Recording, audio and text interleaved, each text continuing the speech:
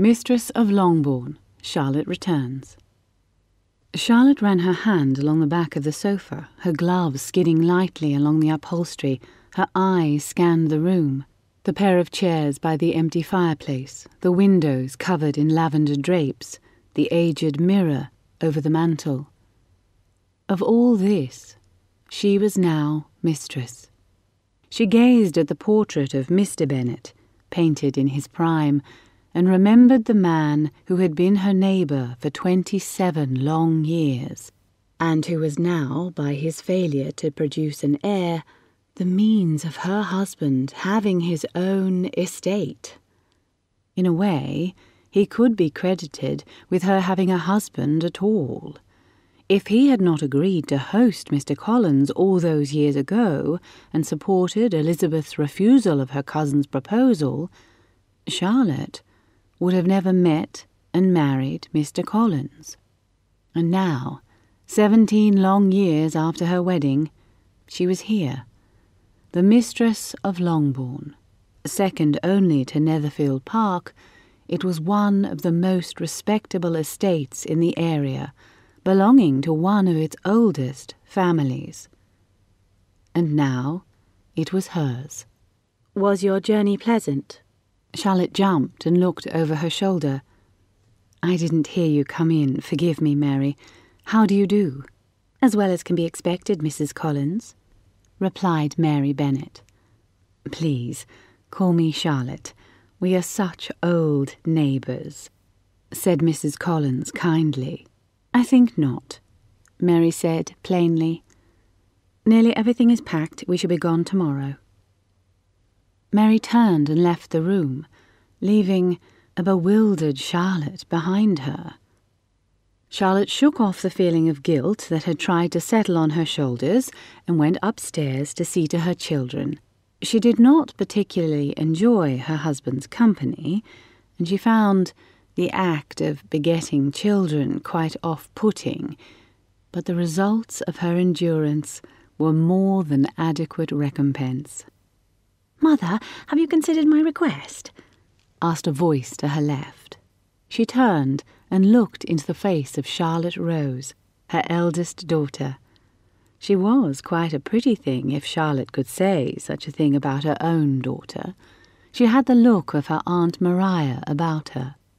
"I have, Lottie, and since you have been so helpful throughout this move, I have decided to grant your request." "Oh!"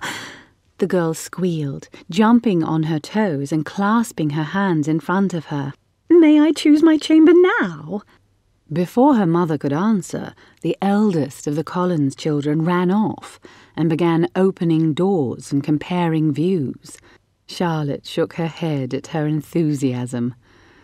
"Oh, to be 15 again," she mumbled to herself. She went into the nursery to help settle in her younger daughters.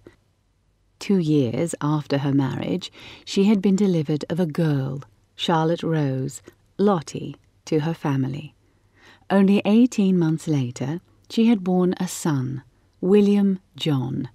He was followed in 2-year increments by Catherine Anne and Mildred Grace. Believing she had done her duty and not wishing to die in childbirth as her years increased alongside her womb's fecundity, Charlotte told her husband she wished for no more children. Having birthed 4 babes, he couldn't possibly expect more of her. Mr. Collins acquiesced, as she knew he would, and no more was said about it. Unfortunately, when young William was but 5 years old, he succumbed to a fever and was buried in the churchyard. Charlotte was devastated. Within a year of his death, at 37 years of age, Charlotte was with child.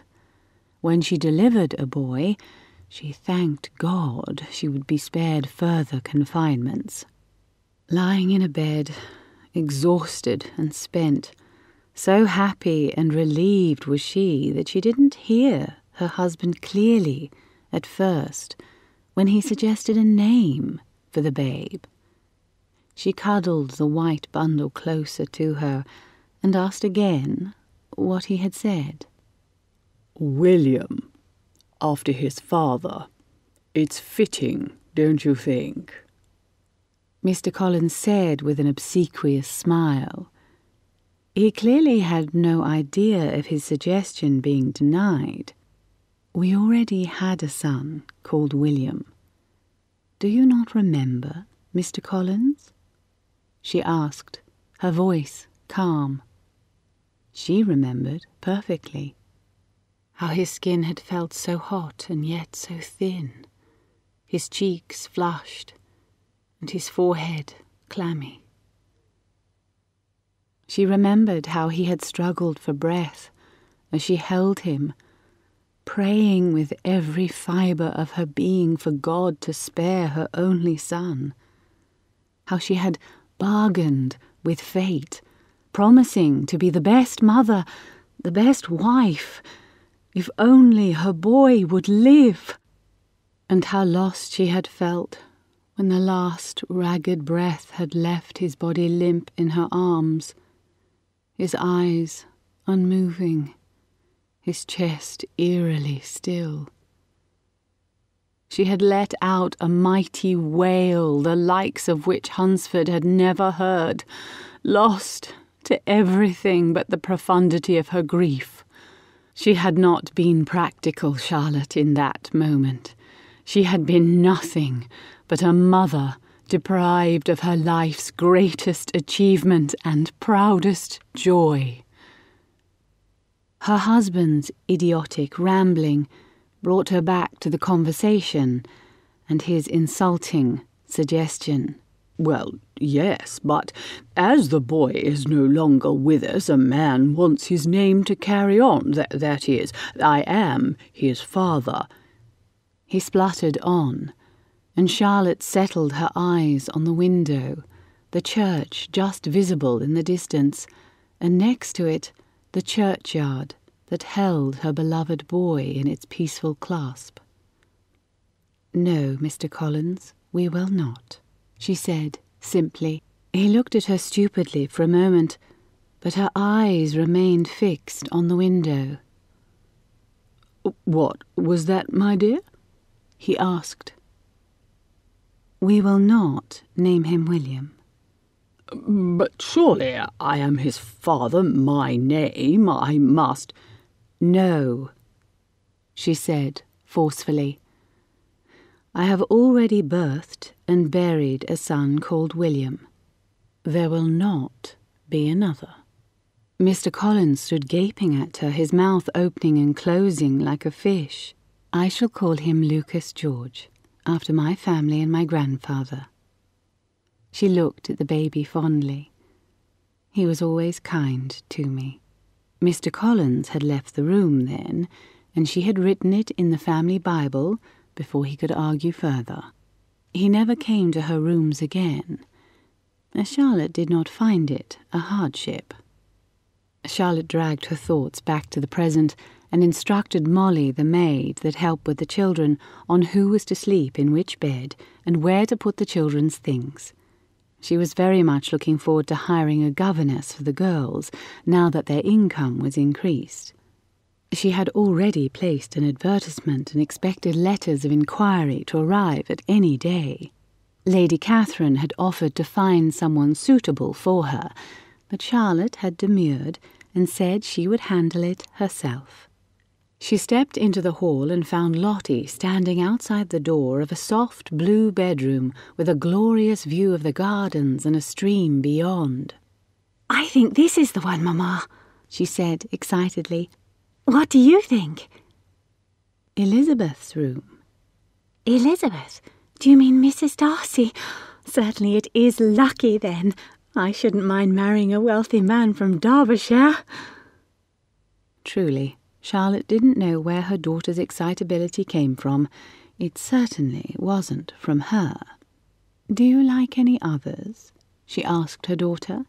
Mary Bennet came out of another chamber further up the hall and gave them a look Charlotte could not comprehend before descending the stairs.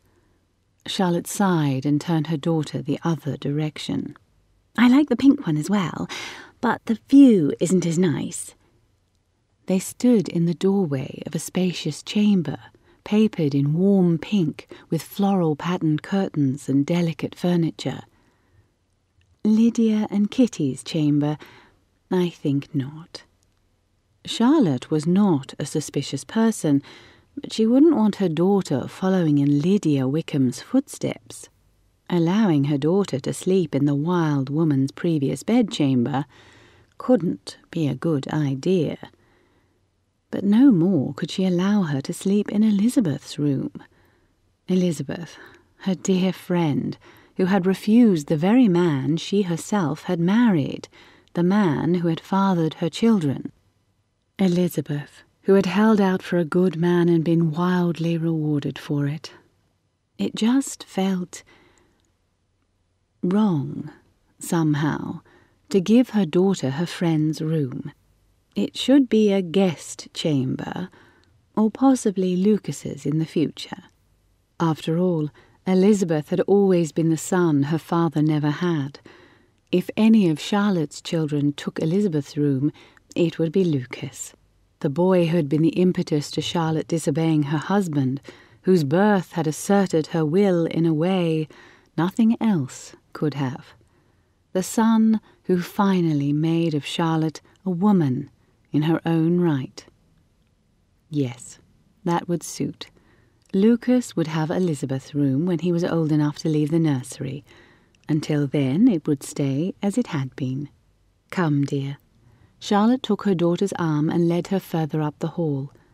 What about this room?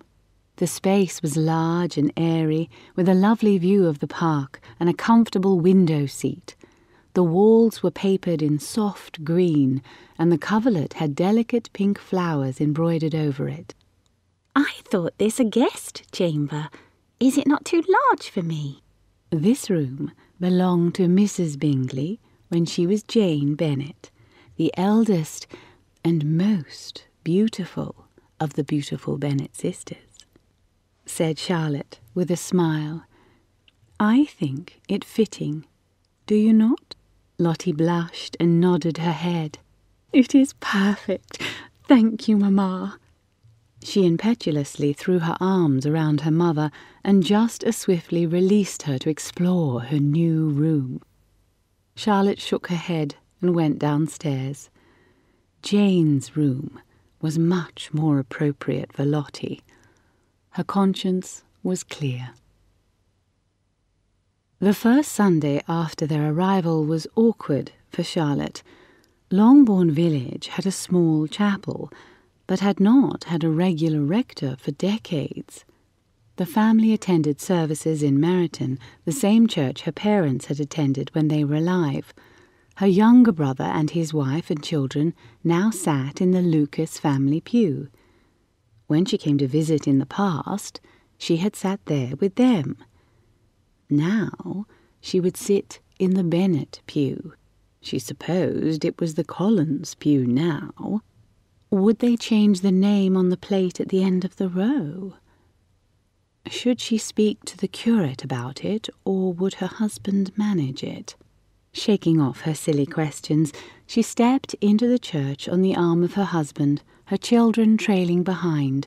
The room had been filled with hushed whispers, as it was before every service, but today they receded to a dull hum when Charlotte entered.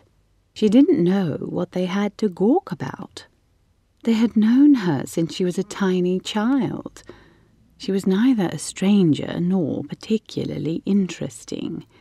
Even though she was new to her position as mistress of Longbourn, everyone had long known she was destined for that role. There had been some speculation a few years after she wed that Mr. Bennet might remarry and father a son. Mrs. Bennet had become ill with a fever and was not likely to live.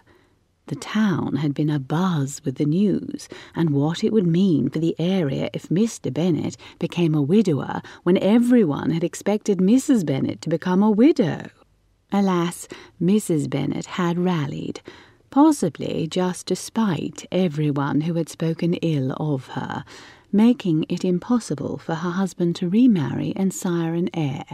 She still went into Meryton most days to visit her sister, and only the death of her husband had put a stop to her frequent dinner parties. After Mr. Bennet's death, Mrs. Collins had told Mrs. Bennet and Mary, the only unmarried daughter, that they may live on in the house for 6 months, through their deep mourning, and if they needed longer, they need only ask. Mr. Collins was not pleased. He had thought 6 weeks plenty of time for them to bury their patriarch, prepare for mourning, pack up the home they had lived in for decades, secure a new house to live in, and arrange their travel plans. Charlotte had simply told him that what was done, and that the Bennet women would remain 6 months and possibly longer. He had huffed uselessly and then left the room, mumbling to himself as he went. As expected, Mr. Darcy, Mrs. Bennet's wealthiest son-in-law, had arranged for Mrs. Bennet and Mary to spend the next 6 months at the seaside.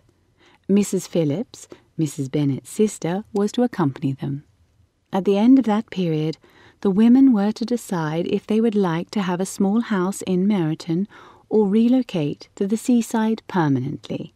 Darcy and Mr. Bingley, Mrs. Bennet's second wealthiest son-in-law, had agreed to purchase her a small house wherever she chose to live, so long as it wasn't in Derbyshire.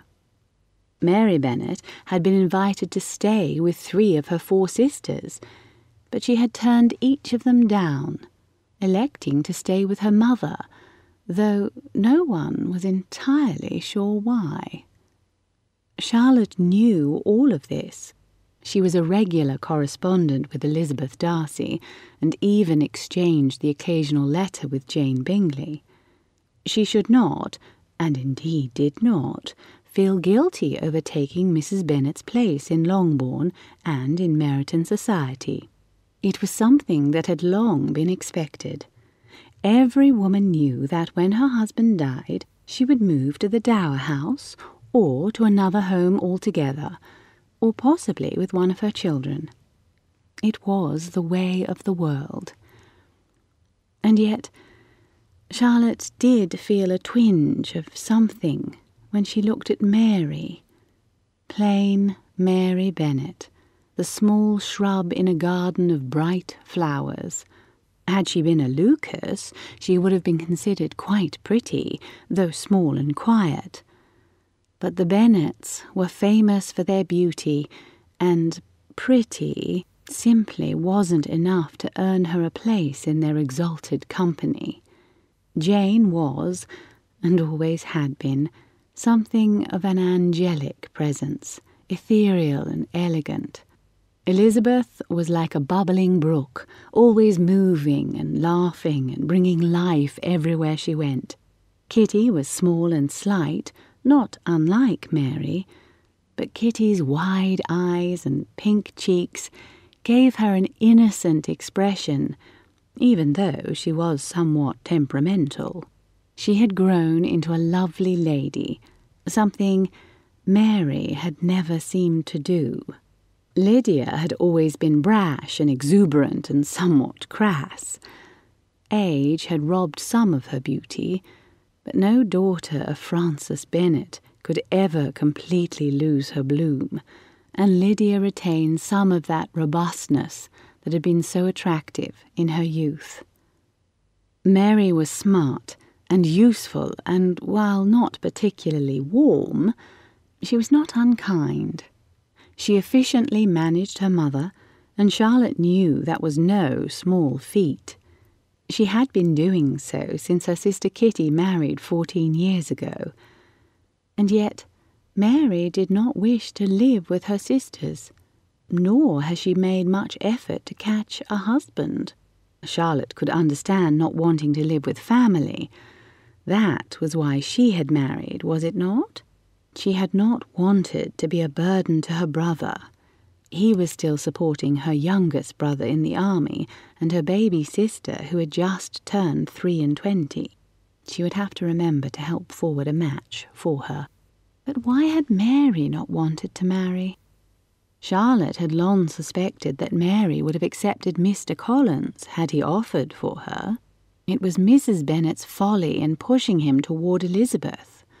She understood that since Jane was taken, and Elizabeth was next in age, it made a sort of sense for it to be Elizabeth, and Mrs. Bennet probably relished the idea of getting her least favourite daughter off her hands. But Charlotte couldn't help but see how obviously foolhardy the whole scheme had been.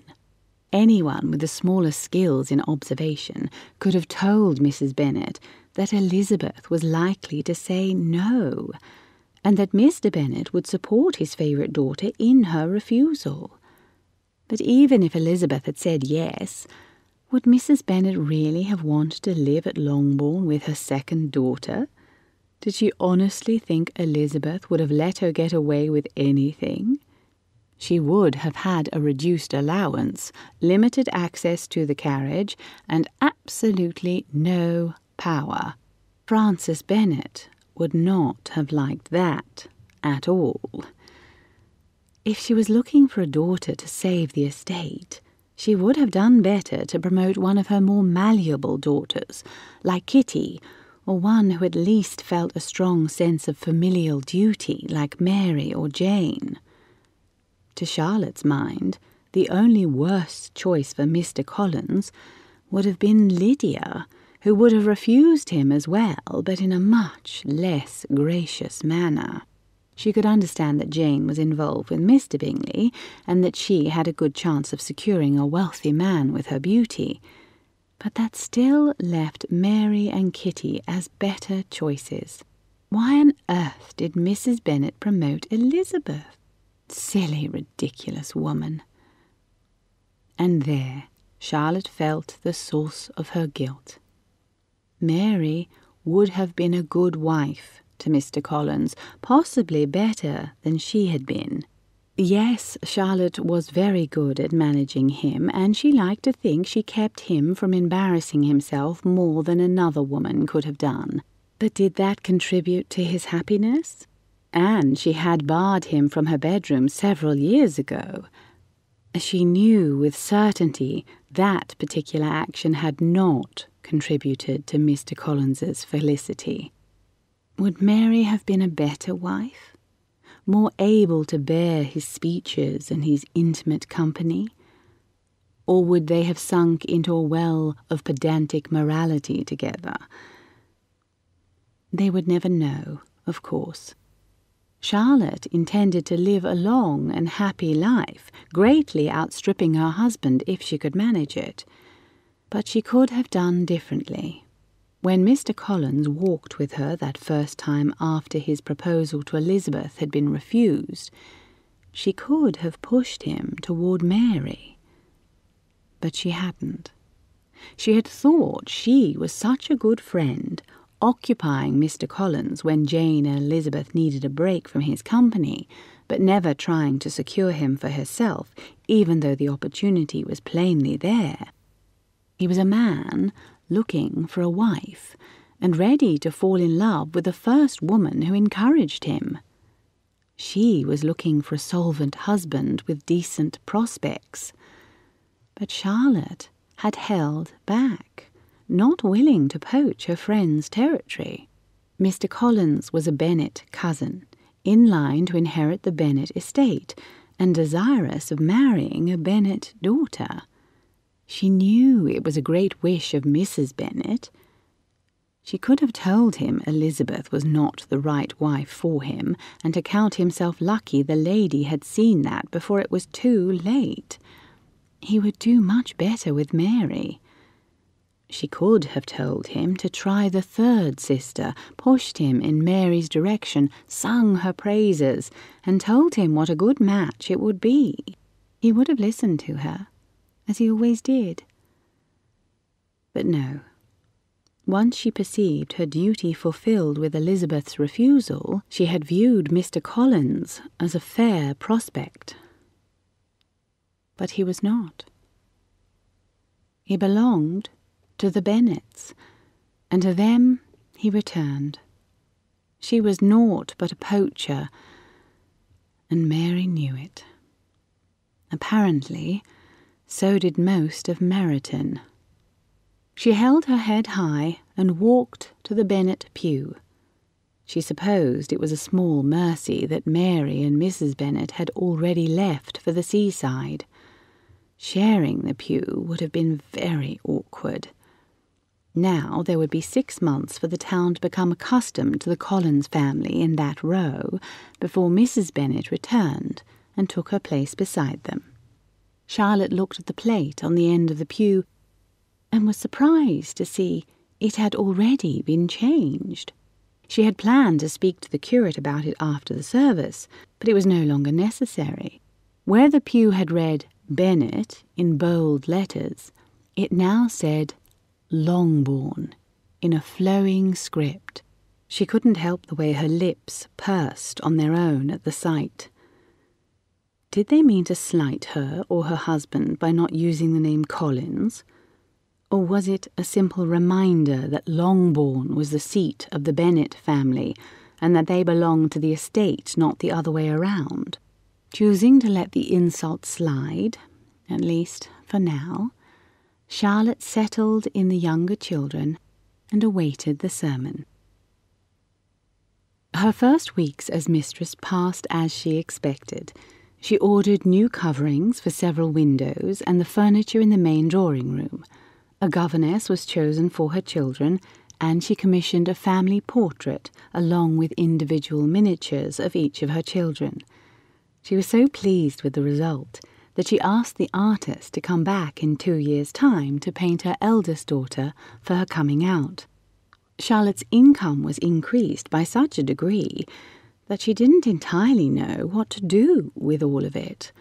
The expenses were higher, as was expected with a home so much larger than the parsonage, but Charlotte was long used to economizing and had managed to put aside a little money for her daughter's dowries, even while living on a more restricted income.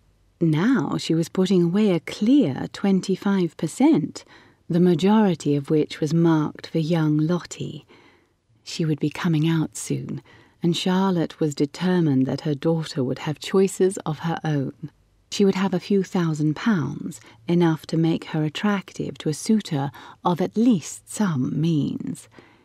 She did not always understand her romantic eldest child, but she did hope for the best for her, and that included a better husband than her father. She had lately been considering whether she ought to send Lottie to a seminary for a year before she came out. And of course there was the question of whether or not she would be presented. She knew her parents would have wanted it. Her father had been knighted after all, and her mother presented as his wife. Charlotte herself had never been and could therefore not sponsor her daughter, but she thought Elizabeth or Jane might be willing to do it, especially if Lizzie's daughter was coming out at the same time. She must prepare to see her daughters safely into marriage. After all, Lottie would be out in less than 2 years, then Cathy and Millie just a few years later. Maybe it was the air in Longbourn, but Charlotte was beginning to feel some sympathy for Mrs. Bennet.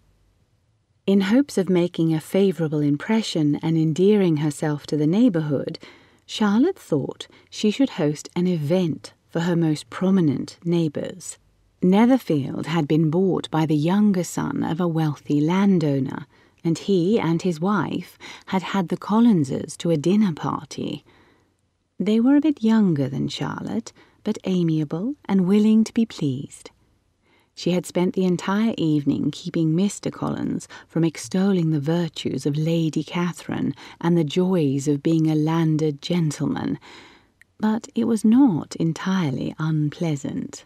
They had a son a few years older than her youngest daughter, and she would like to be on good terms with them. A dinner party seemed too bland and not entirely appropriate to host in the home of the recently deceased Mr. Bennet. Charlotte was wearing lavender and purple out of respect for the man she had inherited an estate from, and Mr. Collins still sported a black band on his arm. But after so long a time, no one could expect them to refrain from all society. Still, a dinner party did not seem wise.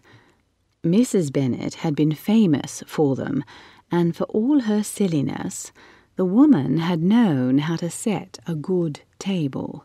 Charlotte did not want her first event to be compared unfavourably to Mrs. Bennet's. Her father had loved to entertain, and always held parties, balls, musical evenings, gatherings in the garden. He was the most sociable man in Meryton, and had left large shoes to fill. Her brother was not inclined to do so, and she feared what Mr. Collins might do if he thought it a good idea to take his father-in-law's place. Finally, she knew what she should do. She would host a picnic. The weather was fine this time of year, and the larder was filled with fresh produce from the gardens. She would set to work with her daughters in making sachets to give all of the ladies, and would think of something for the men. Bookmarks, perhaps. She would make her own mark on Hertfordshire society, and they would see she was not a usurper with an obnoxious husband, but a valuable member of the neighbourhood, with much to offer besides her obsequious husband and entailed estate. Charlotte and Lottie spent hours sorting out the details of the picnic and writing out invitations. They had decided to include children in the event, and Lottie had begged her mother to allow her to be in charge of the children's games. Charlotte had agreed, and by the time the day of the picnic arrived, all was in order. There were blankets and cushions scattered under the old oak trees along the river and a good distance from the house. A pleasant breeze filled the air, and servants bustled about, making sure the entertainments for the children were in order and the food was laid out. Charlotte looked at it all in satisfaction, certain that her efforts would show the neighbourhood that the Collins family was an advantageous addition. The families arrived, and all was well for the first 2 hours. Mr. Collins was leading a group of elderly gentlemen in a game of croquet, and Lottie was helping the small children fly a kite on the far hill. The food was fresh, the company fine, and the weather perfect. Just as she was about to congratulate herself, she heard a woman cry out from a blanket on the other side of the tree. Walking over to see what the matter was, she heard another cry and a man shout. Rounding the large trunk, she saw the finely dressed mistress of Netherfield and her visiting cousin being helped to their feet by the former's husband, all looking decidedly put out.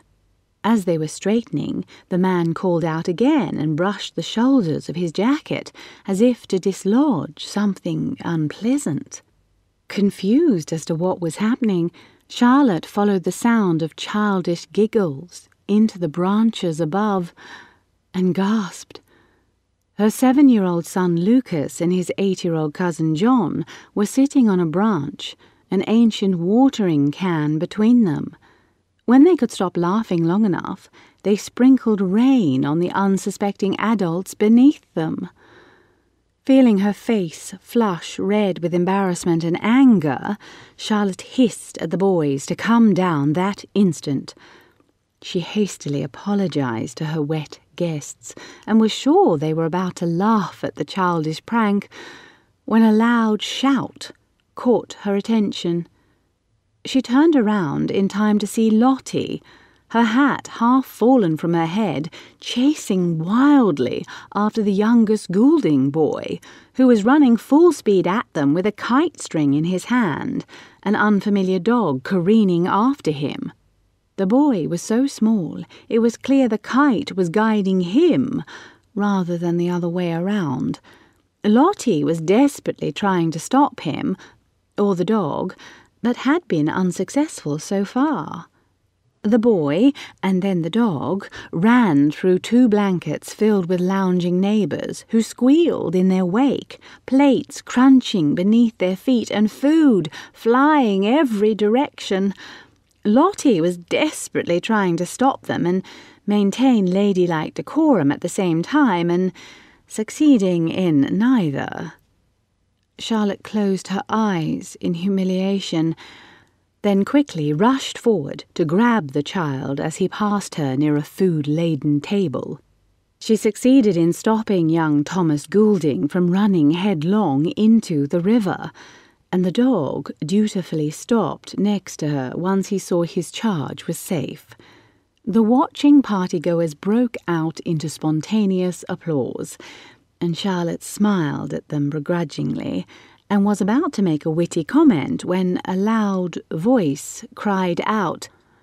Next to her, a croquet ball flew through the air and plonked perfectly into the punch bowl, covering Charlotte and young Thomas in a great red splash. Charlotte spluttered as old Mr. Long and Mr. Collins rushed to her side. She stood gaping and shocked, dripping punch from her hat and face, while her husband prattled away an apology about the ball getting away from them and how lucky it was that the ball had not broken the bowl. His speech made so little sense, Charlotte wasn't sure which of the two men had hit the ball, but decided it didn't matter. Young Thomas was licking the punch from his lips and chin as his mother apologized profusely and tugged him away, calling for his nurse. Charlotte's only consolation was that it had not been her child, nor her dog, that ran so recklessly through the picnic. She picked up a napkin and dabbed at her face, trying to find a dignified way of excusing herself, when she was saved by an angel of mercy. "This has been such a lovely day, Mrs. Collins, but I believe it looks like it will rain soon. We will take our leave now to avoid a drenching," said the elderly Mrs. Long. "Thank you so much for such an enjoyable afternoon." Charlotte smiled and tried to look dignified and polite, with red punch dripping from her hat. "It has been a pleasure seeing you again, Mrs. Long. Thank you for attending." The other families followed suit, all claiming to hope to avoid the coming inclement weather without sparing a glance at the clear blue skies. Within 15 minutes, the guests were gone, without receiving their painstakingly made sachets and bookmarks, and Charlotte was halfway back to Longbourn, fuming, mortified, and desperate for a bath. She had never thought being mistress of an estate would be such a trial, nor so sticky. Worst of all, she was sure the Collins family was fixed in the minds of the neighbours as the most ridiculous family to ever inhabit Meryton, and that was saying something.